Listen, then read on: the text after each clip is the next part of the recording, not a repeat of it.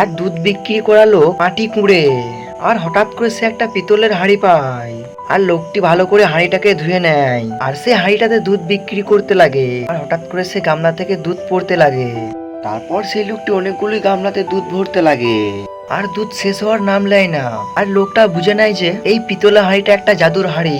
আর এই লোকটা কিছুদিনের মধ্যেই বড়লোক হয়ে যায়। আর একদিন হঠাৎ করে দুটো চোর চলে আসে আর সেই হাঁড়িটাকে চুরি করে নেয়। আর লোকটির চাকরগুলো সেই দুজন চোরকে ধরে নেয় আর সেই গামলাটা নদীতে ভেসে চলে যায়। আর একটা মেয়ে নদীর সাইডে ছিল আর সেই মেয়েটি হাঁড়িটা পেয়ে যায়। আর সেই মেয়েটি সেই গামলাটাতে ইডলি রাখে।